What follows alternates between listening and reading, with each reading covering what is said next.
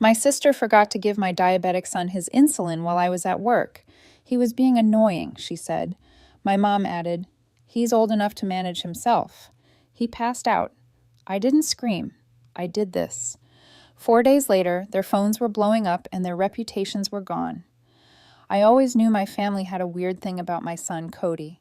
He was diagnosed with type 1 diabetes when he was 11, and from that moment on, my sister Kendra and my mom acted like it was just some dramatic phase. They joked that he was high maintenance or too fragile. At first, I thought it was just their awkward way of dealing with it, but as the years went on, it stopped being awkward and started becoming something else, something meaner. Now Cody is 22. He's quiet, smart, and never once used his condition as an excuse. He manages his insulin like a pro, except when someone sabotages him. Last week, I had to pull a double shift at the hospital. My husband Jordan was out of town for a conference, and Cody had run out of glucose test strips earlier in the day. He texted me while I was on break, so I called Kendra and asked if she could stop by the pharmacy and bring him his insulin pen, which he'd accidentally left at my place the night before. I even paid her for it in advance through Venmo like always. She said, "Sure, no problem."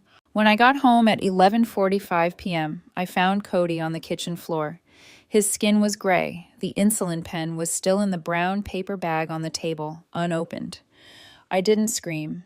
I checked his pulse, called 911, and started CPR. The whole time I was working on him, I couldn't stop thinking about how many hours he'd been like that. His lips were cold. There was vomit on the tile. He'd been alone. They stabilized him at the hospital.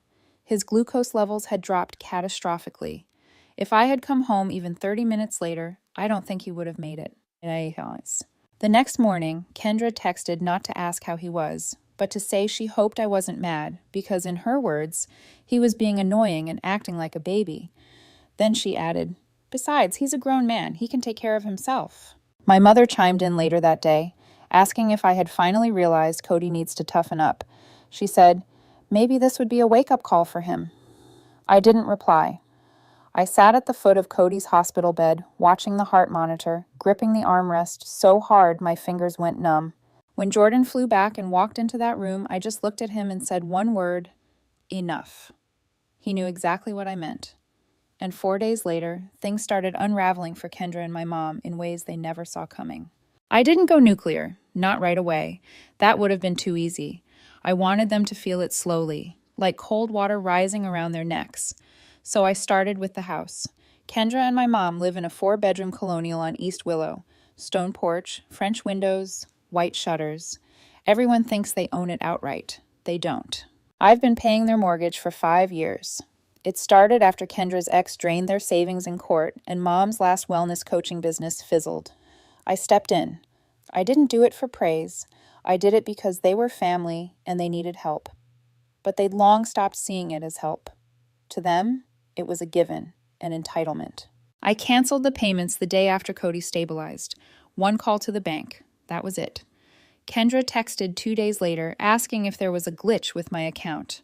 I didn't answer. Then she called and left this long rambling voicemail about how the mortgage hadn't gone through and maybe the app glitched. I didn't answer that either. The third day, Mom texted me a photo of her and Ellie at a cafe downtown. The caption said, "Miss you, sweetie. Let's talk soon." As if a latte and a fake smile could clean up what they did. Jordan watched me scroll through it. I didn't say anything. I just set the phone down and stared at the wall until the room blurred. He sat next to me, put his hand on my knee, and said, "You don't have to fix them." But I wasn't trying to fix them anymore. On day 5, Kendra messaged again. This time it wasn't subtle. "I know things have been tense, but please don't let the house fall into foreclosure. I can't afford this place without you. I'm trying to get a new job, but it's been hard. Please." A few minutes later, another one. "Can we meet? Just talk." I didn't respond. That night, my daughter Ellie came home quiet. She hovered in the kitchen before finally asking, "Why did Grandma say we're being cruel to her?" I didn't sugarcoat it. I told her exactly what had happened with Cody, how he almost died, how they left him there knowing he needed help and did nothing. He asked why. I told her I don't know anymore. He cried that night. Not for them, for the mess of it all, the fracture. And I hated that part because even though Jordan kept saying we were doing the right thing, Ellie was hurting. and Cody still looked pale and unsteady, and I still felt like I was walking through fire every time my phone buzzed. But this wasn't over, not even close. They still had their friends, their image, their wine nights and Sunday brunches and little social charity committees. They still had their reputations intact, and I was about to take that too. They always thought I wouldn't say anything, that I'd protect them like I always did, that I'd swallow the truth to keep things from getting messy, that I'd stay quiet. For Ellie, for Cody, for peace. They didn't understand what they'd done this time. This wasn't one of their usual stunts. This wasn't gossiping about me behind my back or forgetting a birthday. This was almost killing my son. So I told the truth. Not on Facebook, not in some rage-filled post. I just started having conversations with people they knew, people who trusted them, people who would actually listen. The first person I called was Lauren, an old friend of Kendra's who now ran 2 different local fundraisers. I told her everything. No drama, just facts. Cody needed insulin. Kendra had it. She didn't give it to him. He collapsed. I did CPR. Hospital. I see. Almost didn't make it. There was the silence on the line when I finished. Then she said, "Jesus, I had no idea." That's how it started. Within days, word spread. People started reaching out. Women from the yoga studio where my mom taught asked if it was true. Parents from the diabetes support group I co-chaired asked if we needed help. One of the nurses I worked with said she overheard a couple talking about some woman who neglected her nephew with diabetes and nearly killed him. They didn't know they were talking about my family. The fallout hit fast. Mom lost 3 yoga clients in 2 days. She tried to play it off like people were just cutting back financially. But I saw the emails. One woman wrote, "I'm no longer comfortable leaving my daughter with someone who doesn't take medical conditions seriously." Kendra was worse off. Her little Etsy shop full of handmade boho decor was suddenly buried in bad reviews. Not vicious ones, just people saying they couldn't support someone who could do something like that. She tried deleting them. It didn't matter. Screenshots were already making the rounds. And then came Claire Benson. Claire ran the town's biggest annual charity auction. She was the kind of woman my mother had spent years trying to impress, always tagging her in photos, always bringing her lemon bars she didn't ask for. Claire posted something on the neighborhood Facebook group. No names, just a short message. "It costs nothing to show kindness to someone who depends on you. It costs everything to pretend it doesn't matter." Everyone knew who it was about. No one defended them. By the end of the week, the same neighbors who used to wave at my mom from their driveways were walking right past her without a glance. Kendra stopped posting on Instagram, not even stories. Jordan told me to be careful. That humiliation makes people reckless. And that was before I got the alert. It was from my bank. Someone had tried to reset my online account password. They used my mother's maiden name to answer the security question. It failed twice. Then my phone buzzed again. The second attempt, this time from a different device. I didn't even need to guess who it was. I just stared at the screen and felt this slow, cold wave crawl through me. They weren't even ashamed. They were scared, desperate, and lashing out in the only way they knew how. Jordan took my phone, locked the account, and filed a fraud report. He kept telling me not to panic, that we'd catch whoever did it. But I wasn't panicking. I was planning. I didn't tell Cody about the bank hack attempt. Not yet. He was getting stronger back on his feet, but I could see he wasn't ready for more. His appetite was still off, and he slept in long stretches like his body was trying to recover from more than just low blood sugar. I wasn't about to hand him more stress, not when I could handle it myself. Jordan wanted me to call the police. I almost did, but instead I gave them one last chance, a text to both of them. "I know what you tried to do. Stop now, or you'll regret it." I didn't get a reply, not that day, not the next, but 2 mornings later, someone keyed Jordan's car. Deep, wide strokes across the driver's side door. Liar. We had security cameras, but of course they wore a hoodie and avoided showing their face. Jordan didn't say a word. He just drove it straight to the repair shop like he already knew this was going to get worse before it got better. That afternoon, Ellie came home from school shaken. Someone had told her that I was turning everyone against her family, said I was crazy and obsessed with money. She didn't say who, just that it hurt. She wanted to know if I hated Grandma and Aunt Kendra now. I told her the truth again. I didn't hate them, but I couldn't protect people who tried to hurt us anymore. She didn't respond, just nodded and went upstairs. That night, Jordan sat me down. He said I had a choice: let them sink or drag them down myself. But either way, they were going under. So I made a decision. I started pulling receipts, screenshots of the Venmo payments I'd sent for their mortgage every month, email chains where they begged for help with utility bills, copies of the prescriptions, and the pharmacy receipt Kendra never delivered. I put it all together and then I emailed it. Not to the police, not to them, to 3 people: Claire Benson, Lauren from the fundraisers, and a woman named Meredith Jameson, an editor for the local newspaper community feature section. Within 48 hours, the paper ran a piece, front page of the community section. Title: A Son, a Sister, and a Silence That Nearly Killed. It didn't name them, but everyone who mattered knew. There were quotes from diabetes experts, a short statement from the hospital about the severity of the situation, and a line from me that they pulled in bold: I don't want revenge, I want accountability, and I'm not going to cover for anyone anymore. Their phones must have been ringing off the hook again, but this time no one was calling to gossip. They were calling to cancel clients, orders, invitations. Even the church dropped them from the community newsletter, quietly but deliberately. That's when I knew they were panicking. Not angry, not defensive, just scared. The kind of scared that makes you sloppy. Because at 2:11 a.m., I got a call from a blocked number. I let it go to voicemail, and when I listened to it, I finally heard something I never thought I'd hear from my mother. She was crying. I listened to the voicemail twice. My mother's voice was shaking, words tumbling over themselves. She wasn't yelling, not like she used to when she wanted control. She was begging. She said they were sorry, that they hadn't meant for things to go so far, that they never imagined it would end up like this, that Kendra was spiraling, that their HOA board had asked them to step down from the social committee, that people they'd known for years had started avoiding them in the grocery store. She said they couldn't afford to lose the house. I sat there in the dark with my phone in my hand and wondered if she had rehearsed it.